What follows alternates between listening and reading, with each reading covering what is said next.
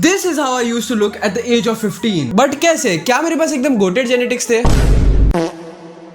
ना भाई, आखिर तूने खुद को ट्रांसफॉर्म किया कैसे? That is because of this blueprint जो मैं आज के वीडियो में आपको बताने वाला हूँ। ये ब्लूप्रिंट डिवाइड होने वाला है 2 पार्ट के अंदर। पहला पार्ट होगा न्यूट्रिशन, जहाँ पे मैं कवर करने वाला हूँ कि मैं अपने डाइट को कैसे मैनेज करता था। एंड बाद में मैंने 2-3 ऐसे हैक्स यूज किए जिसकी वजह से एज अ प्योर वेजिटेरियन मैं 110 ग्राम प्रोटीन इजीली कंप्लीट कर पाता था। एंड इस ब्लूप्रिंट का सेकंड पार्ट होने वाला है ट्रेनिंग। ट्रेनिंग के अंदर मैं बताने वाला अपनी फेवरेट स्प्लिट जिसकी वजह से मुझे इतने गेन्स मिले हैं। एंड वो पुश पुल लेग्स नहीं है, क्योंकि पुश पुल लेग्स की वजह से मेरे आर्म्स बहुत ही ज्यादा वीक हो रहे थे। एंड ऑल्सो मैं बताने वाला हूँ वो मास बिल्डिंग एक्सरसाइज जो मैं करता हूँ एंड मेरी फिजिक आज कुछ ऐसी दिखती है। तो without any further delay let's start the video. But पहले मैं कवर करने वाला न्यूट्रिशन वाला पार्ट, क्योंकि एज अ बिगनर हमारे दिमाग में बहुत सारे क्वेश्चंस घूमते फिरते रहते हैं।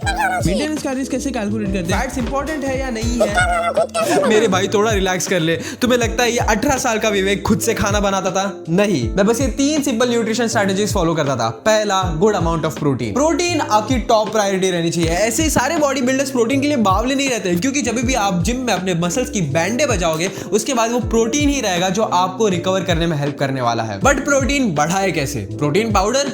पापा अभी बॉडी अच्छी बनी गई है तो थोड़ा प्रोटीन पाउडर भी दिला दो मुझे। नहीं, कोई जरूरत नहीं है प्रोटीन पाउडर खाने की। बट क्यों? प्रोटीन पाउडर खाने से किडनी में स्टोन हो जाता है। तुम्हें कुछ पता वता है नहीं? अरे ये सबसे कुछ नहीं होता। आपको कुछ पता होता है नहीं, व्हाट्सएप पे कुछ भी देखते रहते हो आप।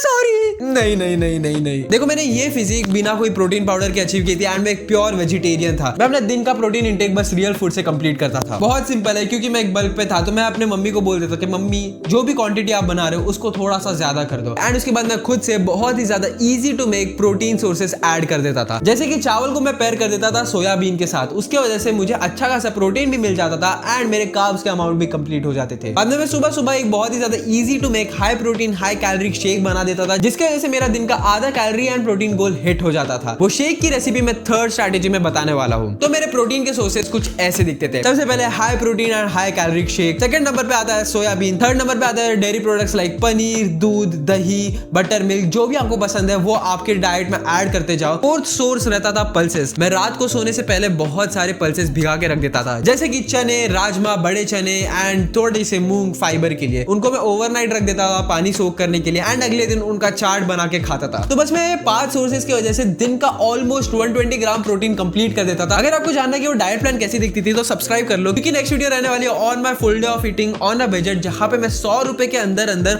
आपको ऑलमोस्ट 110 ग्राम प्रोटीन कंप्लीट करवा दूंगा। ये वाले विवेक की सेकंड स्ट्रेटेजी थी carbs before and after workout. Carbohydrate एक ऐसा मैक्रोन्यूट्रिएंट है जो बहुत ही ज्यादा इजीली कंप्लीट हो जाता है एंड उसकी वजह से आपको ज्यादा एनर्जी मिलेगी, आपके पंप ज्यादा अच्छे होने वाले हैं एंड आप पागलों जैसे वर्कआउट करने वाले हो। तो वर्कआउट के पहले कार्ब्स खाना मेरी एक बहुत ही ज्यादा अच्छी आदत बन चुकी थी। जिम से 1.5-2 घंटे पहले मैं मम्मी को बोल देता कि मम्मा प्लीज मेरे लिए चावल बना दो। एंड जैसे कि मैंने फर्स्ट स्ट्रेटेजी में बोला था, मैं उसमें ऐड कर देता था सोया एंड बूम, मेरी high protein high carb meal ready है। एंड अगर आप एक बहुत ही ज्यादा बिजी इंडिविजुअल हो जो सुबह को वर्कआउट करता है तो आप मेरी ये स्ट्रेटेजी यूज कर सकते हैं। ये वाले विवेक को सुबह जल्दी उठना था, हाई स्कूल जाना था, उससे आने के बाद थोड़ा सा रेस्ट लेके क्लासेस जाना था एंड उसके बाद आके जिम जाना था। तो ये विंडो के बीच में मैं मेरे सोया चावल खा तो लेता था, बट जैसे ही मेरी क्लासेस खत्म हो जाती थी मैं बहुत ज्यादा भूखा रहता था एंड उसकी वजह से मैं वर्कआउट में ज्यादा पुश नहीं कर पाता था। तो जब भी मैं क्लासेस से जिम जाता था तभी मैं 2 केले खरीद लेता था एंड ऑन रूट में केले खा लेता था। केले बहुत ही ज्यादा जल्दी डाइजेस्ट हो जाते थे एंड वो आपको बहुत ही ज्यादा एनर्जी देते थे। एंड बाद में जिम में अपने मसल की बैंडे बजाने के बाद मेरे ग्लाइकोजन लेवल्स बहुत ज्यादा ड्रॉप हो जाते थे एंड इसीलिए वो ग्लाइकोजन लेवल को रिफिल करने के लिए मैं high carb high protein meal लेता था। And that brings me to the third nutrition strategy, जो रहेगा मेरा शेक। मुझे मील्स प्रॉपर्ली लेने के लिए टाइम नहीं मिलता था, इसीलिए मैं बहुत ही ज्यादा इजी टू मेक शेक बना देता था। ये शेक बनाने के लिए आपको बस 5 मिनट लगेंगे। आपको लेना है 60 to 80 ग्राम्स ऑफ ओट्स, उसको डालना है ग्राइंडर में एंड उसका पाउडर फॉर्म बना देना है। बाद में ओट्स के अंदर आपको 2 टेबलस्पून हॉर्लिक्स या बॉर्नविटा डालना है जस्ट टेस्ट ऐड करने के लिए, या तो आप हनी भी डाल सकते हो। बाद में उसमें ऐड कर देना 1 टेबलस्पून ऑफ पीनट बटर, 1 केला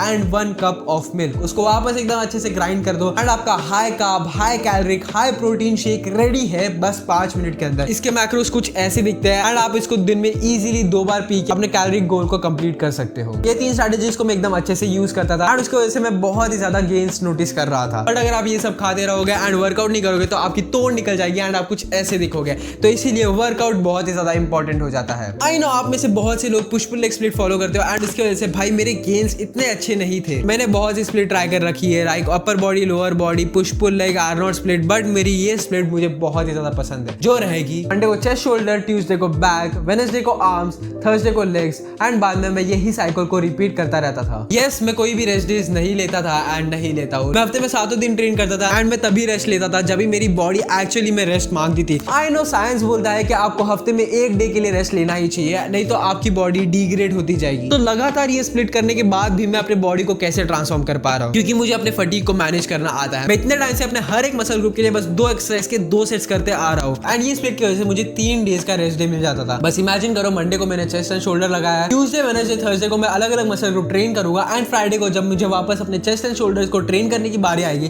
तब तक मेरे मसल एकदम अच्छे से रिकवर हो गए रहेंगे। एंड अभी मैं बताऊंगा वो मास बिल्डिंग एक्सरसाइजेस जिसने मुझे ये फिजिक अचीव करने के लिए मदद की है। चेस्ट के लिए मैं हमेशा लेता था इंक्लाइन मशीन प्रेस या तो इंक्लाइन स्मिथ मशीन प्रेस। अभी मशीन रहने की वजह से मुझे बहुत ही ज्यादा सेफ्टी फील होती थी एंड मैं बहुत ही ज्यादा फेलियर तक हिट कर पाता था। एंड उसके मैं लेता था 2 सेट्स एंड बाद में सेकंड एक्सरसाइज में करता था केबल फ्लाइज। केबल फ्लाइज के भी मैं 2 सेट्स करता था एंड मैं बहुत ही ज्यादा फेलियर तक पुश कर देता था। शोल्डर को ग्रो करने के लिए मैं बस 3 एक्सरसाइजेस लेता था, lateral raises, reverse pack deck flies and overhead press. Lateral raises में कभी कभी केबल से ले लेता था, कभी कभी डंबल से लेता था, उसके मैं 4 सेट्स करता था एंड बचे हुए दोनों मूवमेंट के लिए मैं 2 सेट्स लेता था। बैक के लिए 2 एक्सरसाइज रहेगी, पुलअप्स या तो वेटेड पुलअप्स। भाई एक रीजन है कि सारे कैलिस्थेनिक्स वालों की बैक इतनी ज्यादा वेल डेवलप्ड रहती है, वो लोग पुलअप्स बहुत ज्यादा करते हैं, वो लोग वेटेड पुलअप्स बहुत ज्यादा करते हैं एंड उसकी वजह से वो बहुत ही ज्यादा अपने बैक को ग्रो कर पाते हैं। सेकंड एक्सरसाइज रहेगी, थोड़ी कंट्रोवर्शियल है बट बारबेल रोइंग एंड यही एक बैक एक्सरसाइज थी जो सारे old generation body builders use करते थे। बाइसेप के लिए मैं करता था Bayesian curls and preacher curls, इनके भी 2 सेट्स एंड बाद में ट्राइसेप के लिए